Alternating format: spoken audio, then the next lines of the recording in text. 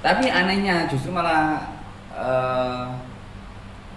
kelompok ludruk remaja atau regenerasi itu paling banyak malah di Surabaya sekarang. Oh ya? Iya, malah di Mojokerto itu malah nggak ada. Komunitas-komunitas ludruk anak muda itu adanya malah di Surabaya.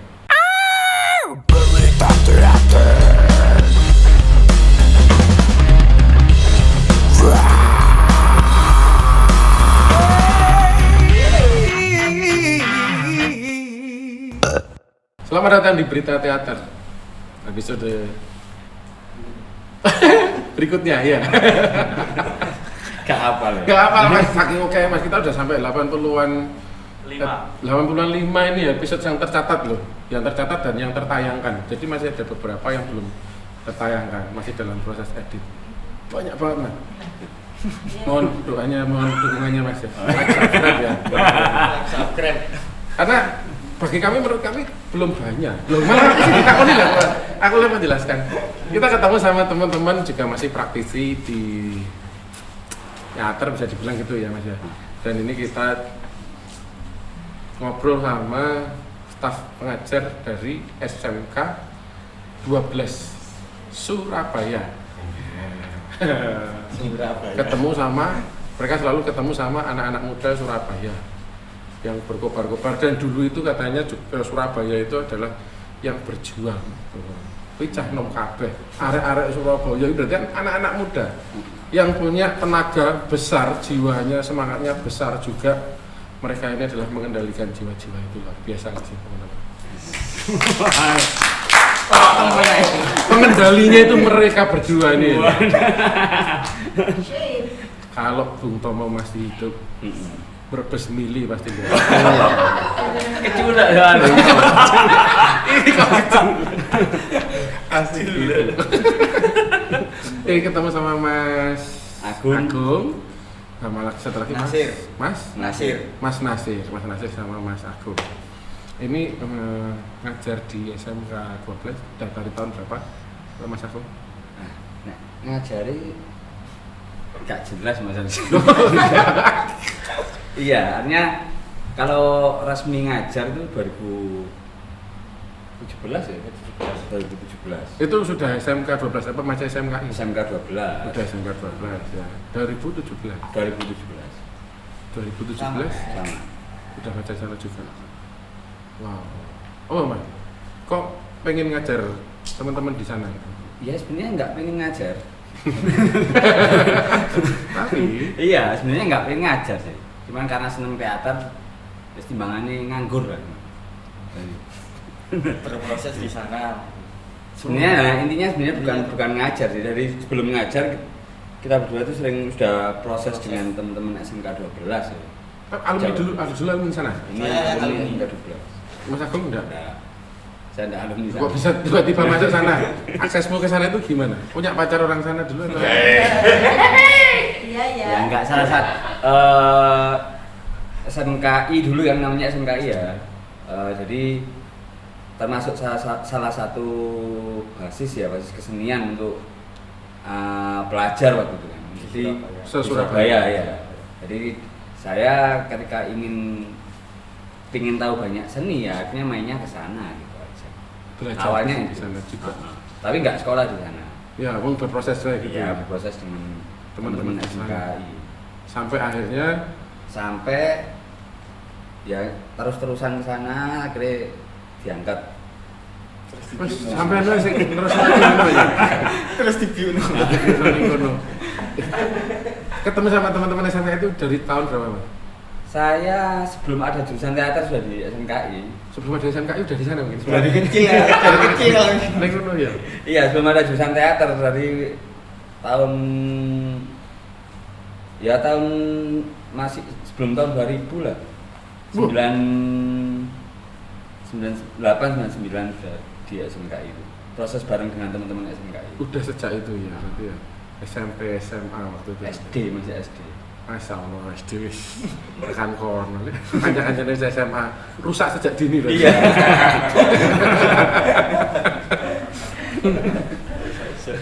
Kalau Mas Nasir itu juga Saya Seangkatan sama. enggak jauh. Ya maksudnya 2017 juga di. Oh, SMA. ngajarnya ya, ngajarnya. Ngajarnya data juga situ. Tahun itu juga. Iya. Tapi dulu basicnya Ya alumni situ, alumni teater juga. Kalau ini malah sekolah. alumni ya? Iya. Ini wajar kalau ini. Wajar. Gitu ya. Yang ini nggak wajar. Saya tersesat gara-gara ini. Tapi dia ikhlas kok. Menyesatkan orang kok, tenang aja. Dari dulu sejak pertama kenal dia ikhlas dia. Oke, Mas Agung. Berbicara tentang anak-anak zaman sekarang, Surabaya gitu kan ya. Terus belajar tentang teater. Kita kenal Surabaya, Jawa Timur itu punya basic kesenian tradisional yang kuat, Mas. Pertunjukan drama, dan ludruk waktu itu dan sebagainya gitu. Anak-anak zaman sekarang sih Mas responnya sama hal-hal seperti itu. Nah ini sebenarnya. Kalau ngomong responnya anak zaman sekarang sebenarnya mereka bukan berarti dia nggak mau responnya, dia nggak tahu sebenarnya. Ketika mereka itu didekati dan diberitahu, ya tetap respon. Tinggal bagaimana. Kalau ininya gini, pertunjukan hari ini tuh tidak bisa menunggu regenerasi, tapi harus menjemput regenerasi. Intinya itu. Jadi kalau memang menunggu mereka, ya sulit karena sudah campur kan sekarang ini. Anak-anak punya banyak pilihan hari ini. Nah itu, makanya kita yang harus maju aktif untuk ke sana gitu. Iya. Surabaya kayak gitu ya. Iya. Tapi basicnya pasti katanya mereka nggak kenal. Iya, kadang-kadang nggak kenal malah. Kalau ngomong kalau ngomong seni tradisi ya banyak yang nggak kenal, So gitu aja. Iya, Padahal mereka asli-asli Jawa Timur juga kan. Iya, banyak yang nggak kenal. Jadi unsur dari efek orang tua yang tidak mengenalkan atau memang lingkungan yang menghilangkan itu? Karena Surabaya urban sih hari ini kan Surabaya sangat urban sekali, jadi untuk mendeteksi untuk mengetahui ludruk itu juga mereka banyak yang mereka tonton, banyak yang mereka lihat, sehingga kadang-kadang ya ada tapi lewat begitu saja gitu. Kalau mungkin di daerah mungkin masih ya, tapi kalau urban atau non urban. Surabaya coret masih lah, Surabaya coret itu Darjo masih gitu. itu masih Mojokerto masih kuat juga di sana. Tapi anehnya justru malah kelompok ludruk remaja atau regenerasi itu paling banyak malah di Surabaya sekarang. Oh ya? Iya, malah di Mojokerto itu malah nggak ada. Komunitas-komunitas ludruk Anak muda itu adanya malah di Surabaya. Kenapa Mas kok bisa gitu malah? Ya sebenarnya antara seniman sama ininya sih, sama pemerintahnya akhirnya. Jadi akhirnya di Surabaya itu untuk kesenian tradisi khususnya ludruk dia difasilitasi oleh pemerintah kota. Jadi difasilitasi gedung, semua perangkat pertunjukan termasuk uang produksi itu dipentaskan setiap 1 minggu sekali. Gitu. 1 minggu sekali Iya. ada. Dan itu yang anak-anak muda tadi. Iya. Iya, akhirnya mereka berlomba-lomba bikin komunitas gitu. Karena ada ruang. Komunitas itu bahkan di luar sekolah berarti. Di luar sekolah. Di luar sekolah. Wow. Kalau misalnya di luar sekolah gitu, prosesnya mereka gimana? Mereka mendapatkan informasi, mereka mendapatkan tata aturan ludruk, apa jenis adat-adat kayak gimana dan sebagainya. Gitu. Makanya awal mulanya kita yang praktisi ludruk itu yang jemput bola tadi, turun lapangan dan jemput bola, nyari. Lama-lama kan akhirnya ketok tular. Ya. Misalkan saya ngajak Nasir main gitu, ikut pentas. Nasir ngundang temannya untuk nonton, akhirnya suka tertarik ikut main juga. Gitu. Sistemnya gitu. Meracuni itulah pokoknya. Mas Nasir, kalau ini kan memang wis tua ya Mas ya. Mereka udah kenal sejak dulu ya.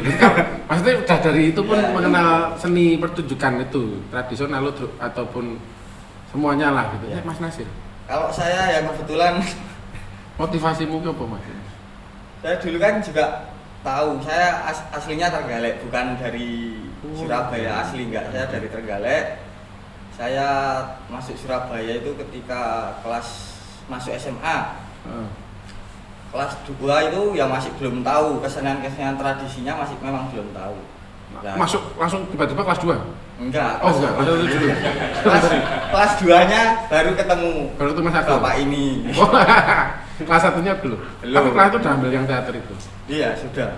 Kelas 2. Kelas 2 dikenalkan ludruk. Saya melihat itu banyak ada yang ludruk yang orang tua-tua dan ada ludruk yang memang remaja. Iya. Dan beda memang secara bentuk, secara cerita, konsepnya sudah berbeda. Memang yang untuk yang kelompok tua-tua bagi saya pribadi ya waktu itu kurang tertarik. Satu memang karena bahasanya susah dimengerti gitulah. Pakai bahasa yang berbeda dari seharian soalnya gitu ya. Ya kalau cerita-cerita yang klasik itu kan bahasanya susah. Iya. Sastranya ya. Sastra ludruknya. Sastra ludruknya susah. Lah ketika dikenalkan dengan yang generasi muda ini asik, nyaman, bisa menerima, akhirnya ya itu sampai sekarang diajak terus ini. Oh. Oke. Berarti memang ada perbedaan ya? Sudah ada disebutnya sebagai adaptasi, penyesuaian gitu antara ludruk tua sama inovasi malah lebih tepatnya gitu ya. Iya. Itu pun berarti memang mengalami prosesnya itu. Iya. Kalau saya karena apa ya? Karena bapak juga pemain ludruk, jadi akhirnya ya bener paham gitu loh. Ketika bahkan saya yang anak ludruk, anaknya seniman ludruk saja, ketika melihat menonton pertunjukan ludruk yang teman-teman konvensional itu sudah wah ini gak pas kalau disesuaikan dengan zaman sekarang. Ini berarti harus ada perubahan, harus ada itu sempat terjadi apa ya, gesekan dengan mereka Nah juga. itu bapakmu apa terima mas dirubah? Nah saya merubahnya ketika pas bapak sudah nggak ada.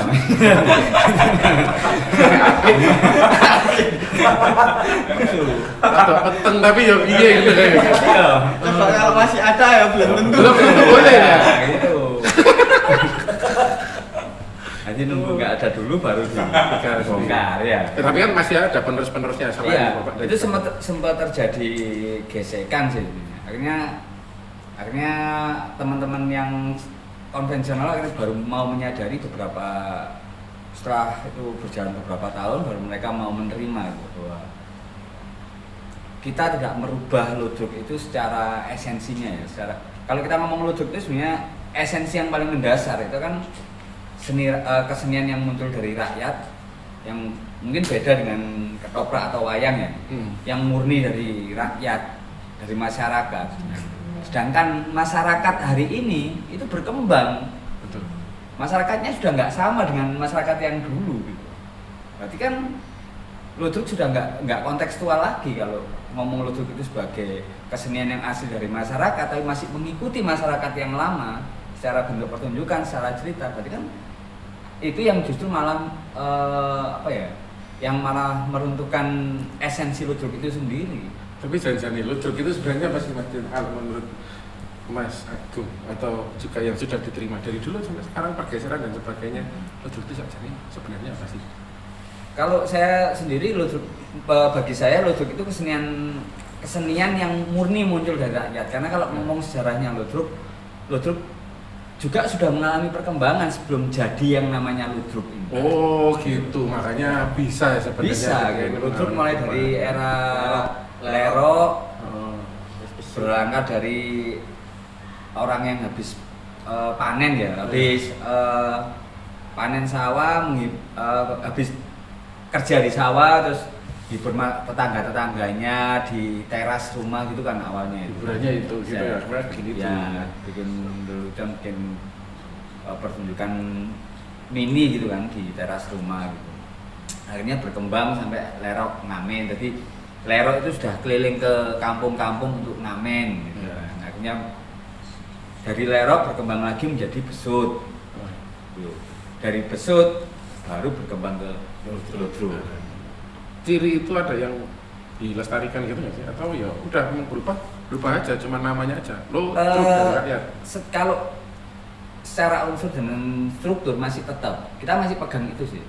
Unsurnya tadi itu, unsurnya ngomong persoalan kerakyatan, ya. Itu yang kita pegang. Itu berarti kita selalu tetap mengangkat permasalahan-permasalahan tentang masyarakat hari ini gitu. Itu secara konsepnya. Kalau secara struktur di Ludruk sendiri ada remo, ada hidungan Jawa Juli sama cerita. Jadi ada tiga struktur ini yang harus dipenuhi. Harus ada, ya. Dan kita masih menggunakan 3 struktur itu. Kita pakai walaupun secara cerita sudah kita bedah, remonya sudah kita bedah gitu. Kan sing mengalami era anak muda kan, katakanlah misalnya anak muda di sana di Surabaya pada waktu itu melihat ketika ini ada perubahan pergeseran yang cukup jauh saja nih. Cuman ini mempertahankan 3 hal dari satu pertanyaan dipertahankan cuma 3 hal. Mengejar 3 hal itu sebenarnya sulit ya sih Mas? Atau apa tantangannya untuk mempertahankan